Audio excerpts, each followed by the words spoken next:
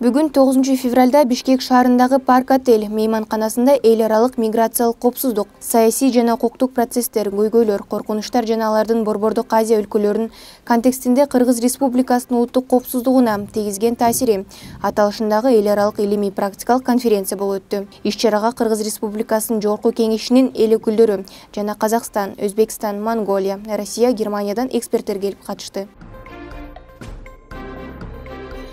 Конференция миграциялық коопсуздукка арналган.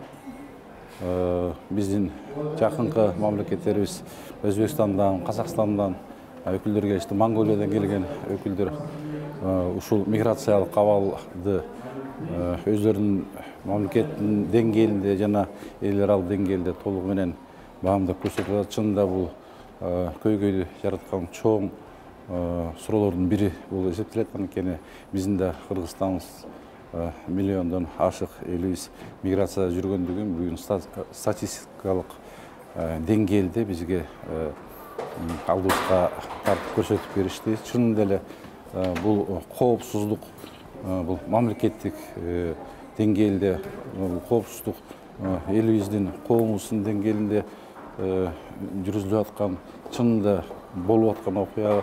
Анткени миграция ар бир үйгө чейин, ар бир үй бүлөгө кирип келгендиги белгиленип атат да. Анткени биздин жаш мамлекетибиз 30 жылдын ичинде 30 жыл бою миграцияда бир поколение деп коет, бир муун толугу менен ошол жакта миграцияда калып, ал жакта бала чакалуу болуп, анан кайра кайрылып келбөө жөнүндөгү суроолор дагы көтөрүлүп аткан экен. Демек бизде миграцияда Кыргыз элинин бир топ 100 миңдеген кишилерибиз кайрадан кайтып келбегендиги, бул биздин демографиялык проблемаларыбыздын көйгөйү болуп эсептелет экен да, чынында.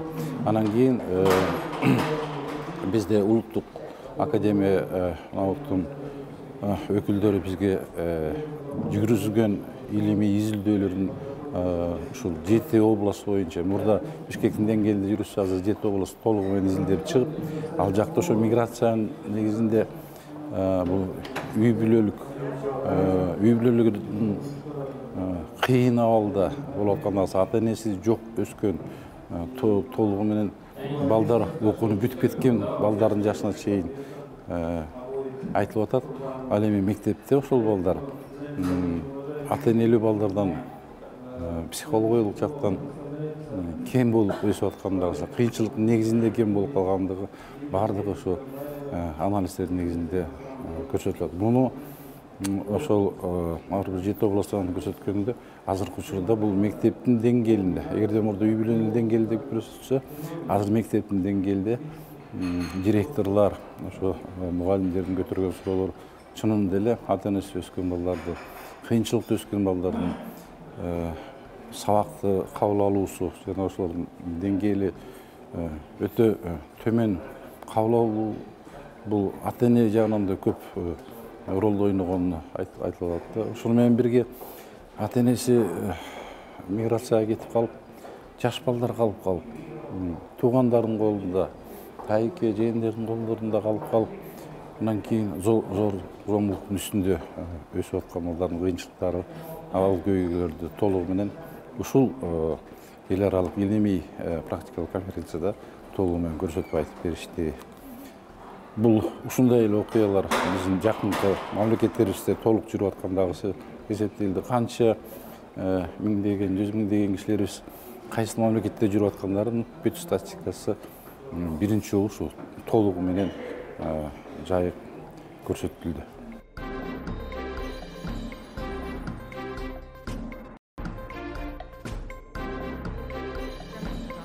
Бүгүнкү күндө Бишкек каласында халыкаралык конференция өтүп атыр. Конференциянын караган проблемалары миграция жөнүндө. Миграция азыркы жагдайда барлык мемлекеттерге актуалды өзөктүү маселе болуп атыр. Мына конференцияны жасаган Аденауэр фонд, енді Төрега Жогорку Кеңешинин Кыргыз Республикасы, одан кейін Кыргыз Улуттук университети Баласагын атындагы заң факультети. Конференция өте жогору деңгейде болуп жатыр. таңертеңнен бастап кешкеге дейін осы жан-жақтан 4 мемлекеттің өкілдері баяндап жатыр. Оның ішінде Қырғыз Республиканың өзінің өкілдері, министрі келді, парламент депутаттары қатысып отыр. Одан кейін Қазақстаннан, одан кейін Өзбекстан мемлекетінен, Тәжік мемлекетінен жан-жақтан келіп, өзекті мәселелерді көтеруде. Менің аты жөнім Ибраева Алуа Саламат қызы, заң ғылымының докторы, профессор, Әл-Фараби атындағы Қазақ ұлттық университетінен келіп отырмын. Заң факультетінде жұмыс жасаймын, кафедра меңгерушімін. Менің баяндамам осы миграция туралы Қазақстанда қандай құқықтық негіздері бар, құқықтық реттеу және осы заңдарға енгізілген жаңалықтарды айтуға байланысты.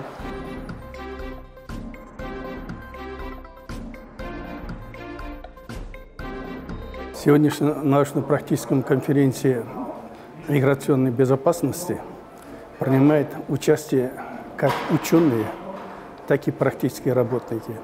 Это сегодняшний день очень актуальный вопрос не только Кыргызстана или Центральной Азии, это проблема мирового масштаба. Поэтому я считаю, сегодняшний очень актуальный вопрос рассмотренный в дальнейшем будет служить против борьбы незаконной миграции в нашем регионе. Поэтому сюда приглашены в качестве экспертов из соседних государств, Российской Федерации, Монголии и ряда других государств активно принимает участие. В частности, здесь сегодня, если рассмотреть в мировом масштабе, более 281 миллионов населения находится в незаконной миграции. Миграция должен быть по желанию, где идет боевые действия, где не удовлетворяется жизнь отдельных граждан, они незаконно выезжают из одного государства в другие, законными или часто незаконными путями. Это послужит именно таким преступным действиям, как торговля людьми, сексуальной эксплуатации, торговля наркотиками, незаконным оборотом наркотиков и очень многим преступлениям. В том числе многие незаконно выехавшие из одного государства оказались в таких регионах, где идут боевые действия, в частности, в Ближнем Востоке и других государствах. В последующем они приносят очень катастрофические действия многим людям и государствам. В частности, оттуда и готовятся отдельные экстремисты и террористы. В связи с этим именно сейчас рассматривается вопрос, чтобы миграция была узаконена. В частности, я представляю здесь сегодня Узбекистан. Узбекистан по этому поводу последние 5 лет очень большие изменения сделаны. Приняты ряд постановлений и указов президента республики и правительства. В настоящее время все, кто желает работать за рубежом, во-первых, организованы министерствами, ведомствами, обучается тот языку, в какую страну едет этот гражданин, чтобы он владел обстановкой, знал языком, чтобы знал элементарные требования действующего законодательства того государства, куда они выезжают. Чтобы не попасть в рабовладельство, как сейчас они используют, чтобы не были предметом торговли людьми, не оказались в экстремистических группах. Ну, поэтому в дальнейшем здесь, наверное, точно будут приняты соответствующие документы, которые будут служить в дальнейшем всем регионам Центральной Азии, государствам Центральной Азии, будет как рекомендательного характера, и она приносит очень большую пользу, в том числе и качество учебника для высших учебных заведений тоже.